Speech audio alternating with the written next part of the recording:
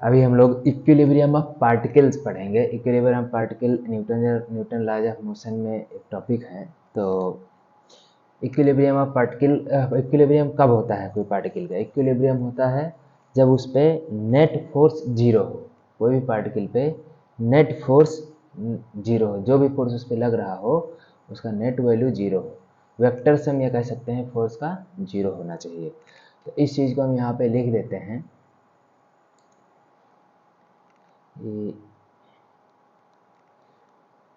situation when net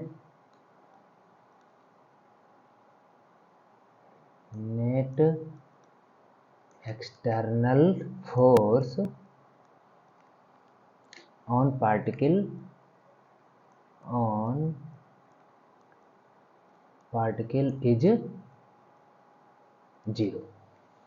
ठीक है, कोई पार्टिकल पे जब नेट फोर्स, जो सारा फोर्स का जो नेट वैल्यू होगा वो जीरो होगा, तो उस कंडीशन बोलेंगे पार्टिकल इक्विलिब्रियम में है। ठीक है, तो हम इसको बोल सकते हैं, मान लेते हैं कि हमारे पास एक पार्टिकल है। सपोज हम एक पार्टिकल मान लेते हैं कि ये एक्स एक्सिस है, ये वाई एक्सिस है। ठीक है, और मान लो कि एक ओरिजिन पे एक पार्टिकल पी है, यहाँ पे एक ये पार्टिकल पी है, इसको हमने पी नाम दिया।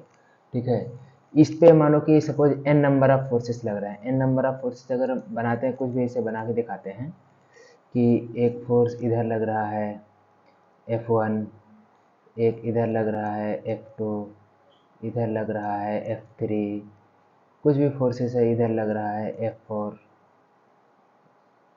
F5, डैश डैश डैश, इस पर बहुत सारे सपोज फोर्स लग रहे हैं। एन नंबर Fn, एन इतने फोर्स लग रहे हैं, बहुत सारे फोर्स लग रहे हैं। तो हमारा जो इक्विलिब्रियम का कंडीशन क्या बोलता है कि नेट फोर्स जीरो होना चाहिए। ठीक है, तो इसको हम नीचे लिखते हैं फॉर इक्विलिब्रियम।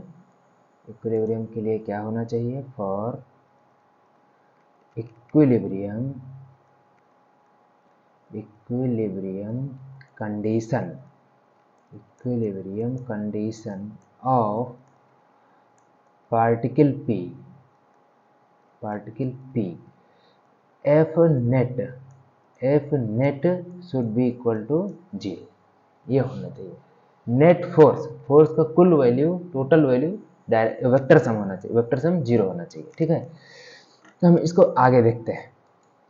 इसको अगर हम वो सब फोर्स के टर्म में लिखेंगे तो हम ऐसे लिख सकते हैं कि F1 vector plus F2 vector plus F3 vector plus F4 vector dash dash dash, n forces हैं Fn वेक्टर, सबका वेक्टर सम जीरो होना चाहिए, बोल सकते हैं। इसके बाद या फिर ये तो वेक्टर सम हो गया, अगर हम कंपोनेंट करके भी लिखना चाहें, मीन्स कि x डायरेक्शन में सब फोर्सेस का कंपोनेंट का सम, y डायरेक्शन में सारे फोर्सेस का कंपोनेंट का सम, z डायरेक्शन में सारे फोर्सेस का कंपोनेंट का सम, वो तीनों भी जीरो अगर है सेपरेटली, तो भी बोल सकते हैं टोटल जो वेक्टर सम है वो जीरो होगा। ठीक है, तो इसको हम और करके लिख देते हैं। एक वो भी कंडीशन है, और F1x प्लस F2x, यहाँ पे लिख देते हैं, हाँ बाद में लिखते हैं।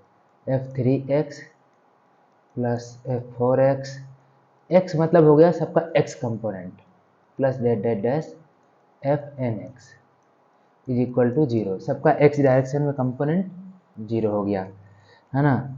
दूसरा जो हो गया F2x, F2y, y डायरेक्शन, है ना, प्लस का F1y होना चाहिए, 1 का है F2y vector sum plus F3y plus F4y plus dash dash dash dash plus Fny, n force का सबका सम जीरो हो गया y डायरेक्शन में, है ना। यहाँ पर हो गया F1z, z डायरेक्शन में, plus F2z plus F3z plus F4z plus date डेट डेट डैश जितना n फोर्सेस है सबका sum F N Z vector sum Z direction में 0 है। अब हम इसको यहाँ ब्रैकेट में भी आगे लिख देते हैं ताकि कन्फ्यूजन ना रहे। ये क्या है, sum of forces in x direction is 0। ठीक है, यहाँ पे sum of forces in y direction is 0। ठीक है, यहाँ पे sum of forces in z direction is 0। सब डायरेक्शन में, तीनों डायरेक्शन में अलग अलग फोर्स 0 करा दिया। इसको हमने, ये पहले वाला ही फार्मूला है, इसको हमने केवल डायरेक्शन में अलग अलग तोड़ के हम 0 करा रहे हैं। अब इसका स्टेटमेंट अगर हम मतलब एक लाइन लिखना चाहते हैं तो इसको लिख सकते हैं कि sum of component of forces in all 3 direction. यहाँ पे लिख सकते हैं क्या, sum of, for equilibrium, equilibrium condition के लिए है, for equilibrium sum of forces, sum of all forces लिखते हैं, है ना, सारा फोर्सेस का, sum of all forces component, सबके कंपोनेंट का, in all 3 direction, all 3 direction is 0। और यहाँ पे सम के पहले हमको वेक्टर सम लिखना चाहिए क्योंकि हम वेक्टर सम करेंगे, डायरेक्शन के हिसाब से जोड़ेंगे सबको। इक्विलिब्रियम कंडीशन के लिए ये भी बोल सकते हैं कि सारा फोर्सेस का एक्स वाई जेड डायरेक्शन में वेक्टर, उनके कंपोनेंट का वेक्टर सम करके अगर 0 आता है तो वो उस कंडीशन में बोल सकते हैं कि वो इक्विलिब्रियम कंडीशन है, उसमें पार्टिकल चलेगा नहीं। यहाँ डायरेक्शन में जो है एक्स वाई जेड डायरेक्शन यहाँ पे लिख देते हैं, x y and z direction. ठीक है, इन तीनों डायरेक्शन में देखना है। ये हो गया। इसके बाद हम एक एग्जांपल लेते हैं। ये तो हमने एक्सप्लेन कर दिया फार्मूला, इसके बाद हम एक एग्जांपल लेते हैं। ठीक है, एग्जांपल सपोज हमारे पास ये एक एक्स वाई एक्सिस है, ये एक्स एक्सिस है, ये वाई एक्सिस है।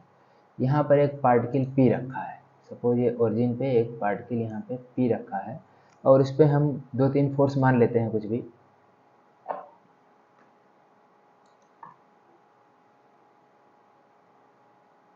एक फोर्स F1 इधर लग रहा है, मान लेते हैं F1 इधर है, और एक फोर्स F2 इधर लग रहा है, और एक फोर्स F3 इधर लग रहा है, सपोज, है ना।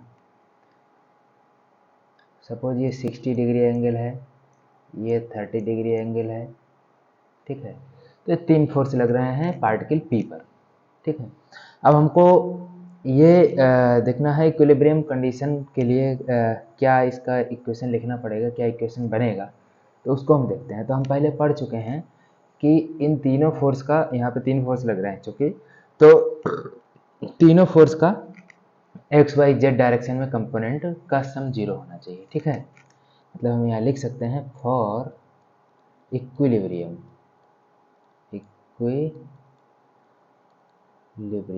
इक्विलिब्रियम कंडीशन के लिए क्या होगा कि F x, sigma F x equal to 0 होना चाहिए, sigma F y equal to 0 होना चाहिए, वाई डायरेक्शन में सम 0 होना चाहिए, और जेड डायरेक्शन में सबका सम 0 होना चाहिए। यही है। अब हम इनका कंपोनेंट निकालेंगे कि एक्स में किसका कंपोनेंट क्या होगा, वाई में किसका कंपोनेंट क्या होगा, जेड में क्या होगा। ये सिखाने के लिए हम बता रहे हैं क्योंकि डिटेल में थोड़ा जानना ज़रूरी है। ठीक है, तो हम एक अलग अलग बनाते हैं। पहले कंपोनेंट कैसे निकालेंगे,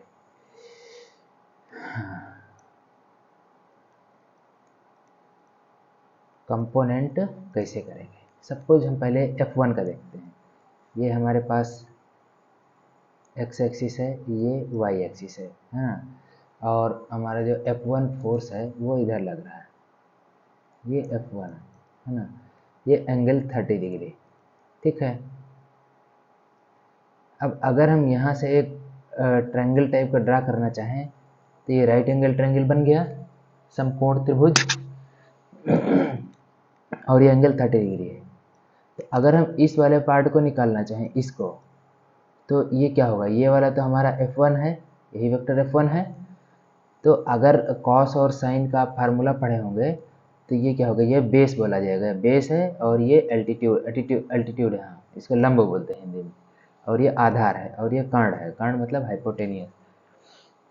तो यहाँ पे अगर कॉस लगाएंगे तो cos 30 क्या आएगा, cos 30 आएगा बेस अपॉन हाइपोटेनियस, मतलब कि ये जो ये वाला वैल्यू है इसको F1x बोलते हैं, है ना, F1 का x कंपोनेंट। तो F1x अपॉन कितना आएगा, F1 आएगा, F1 वेक्टर। तो यहाँ से बोल सकते हैं कि F1x जो आया वो आएगा F1 cos 30, मतलब कि F1 का जो हॉरिजॉन्टल कंपोनेंट है वो F1 cos 30 आया, ठीक है। इसी तरीके से अगर यहाँ पे sin 30 लगाएंगे इज इक्वल टू कितना आएगा, अब यहाँ पे जो एल्टीट्यूड रखते हैं वो आएगा, इसको हम लिख देते हैं ये, इसको देखते हैं F1y, ये y कंपोनेंट है, ऊपर की डायरेक्शन में है, इसी के पैरेलल में है, तो इसका जो कंपोनेंट इधर को होगा उतना ही बराबर में इधर को होगा। तो यह आया F1y अपॉन F1। यहाँ से पता चला कि F1y जो होगा इज इक्वल टू आया F1 sin 30, F1 जो y डायरेक्शन में कंपोनेंट होगा F1 sin 30 आया। इसी तरीके से दूसरे का कंपोनेंट देख लेते हैं जल्दी से।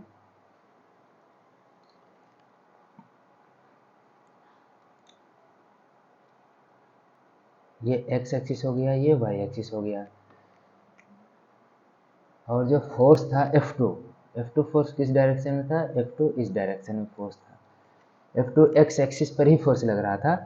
तो इसका जो x एक्सिस से एंगल है वो 0 है, तो यहाँ पर ट्रायंगल बनेगा नहीं, और F2 का कोई कंपोनेंट y में होगा नहीं, ठीक है, F2 का पूरा कंपोनेंट x में रहेगा।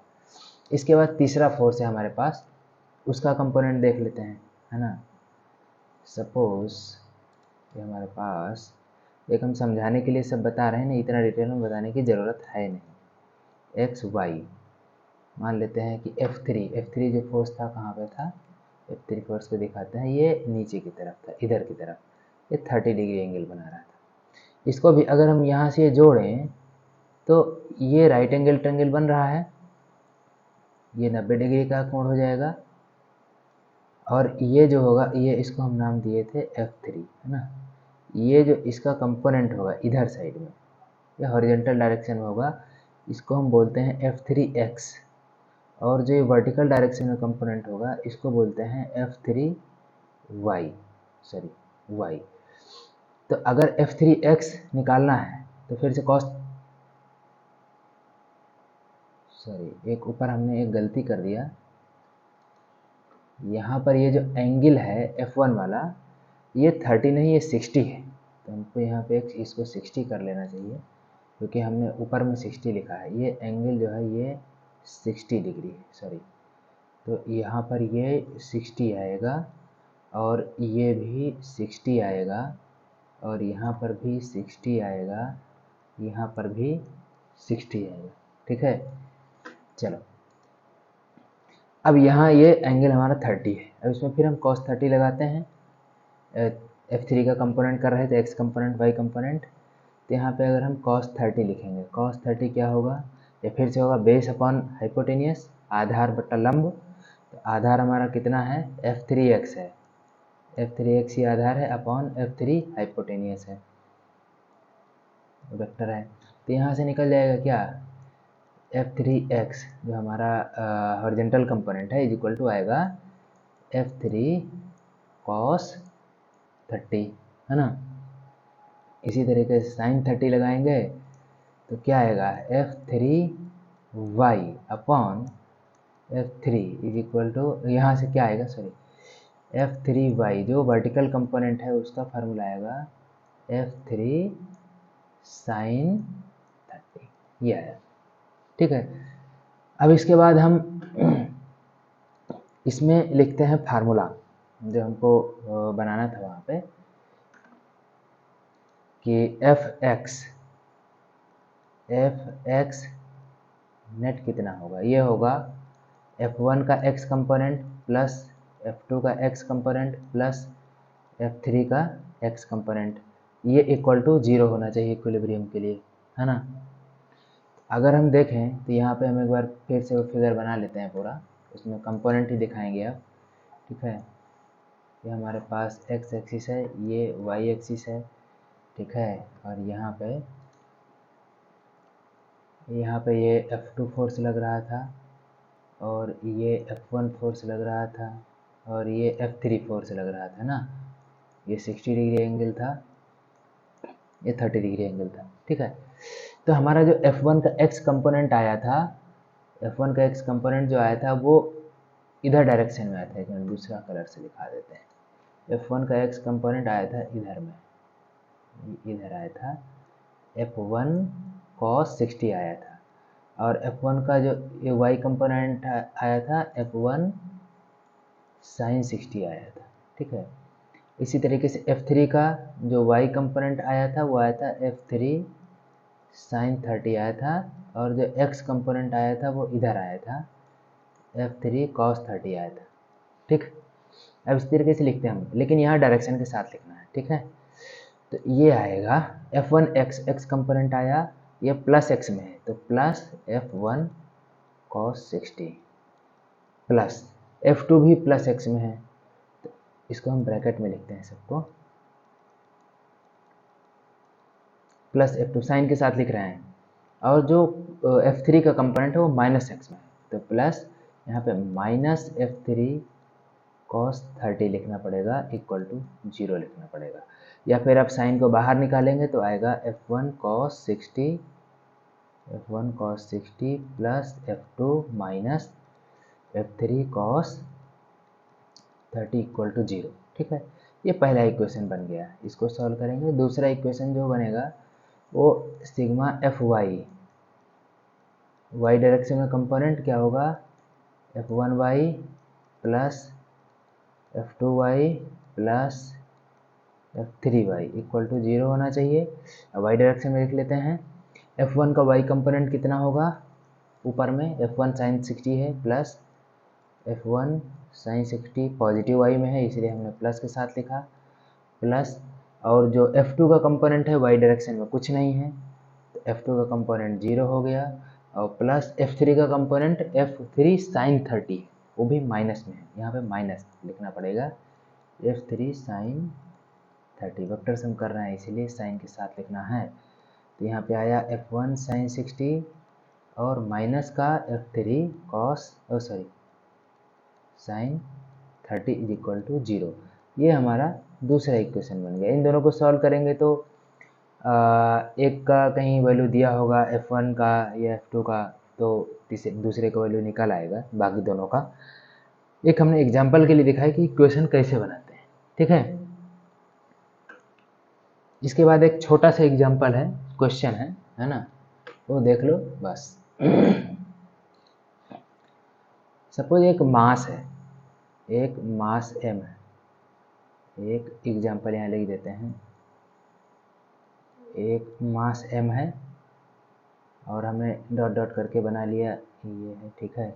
ये मास जो है इसका मास हम m लिख देते हैं। ये मास दो रस्सी से बंधा हुआ है, मास दो रस्सी से बंधा हुआ है, एक रस्सी इधर है ना, और एक रस्सी इधर है, दो रस्सी से बंधा हुआ है। ऊपर जो है एक छत है, ये छत से ऐसे लटक रहा है, मास जो है छत से लटक रहा है रस्सी से, ठीक है। अब ये जो एंगल बना रहा है यहाँ पे, तो मान लो कि ये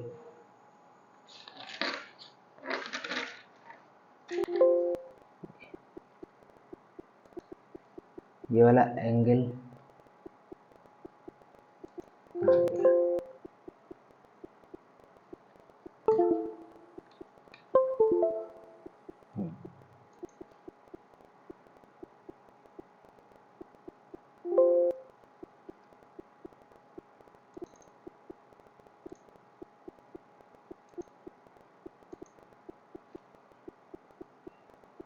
एक मिनट।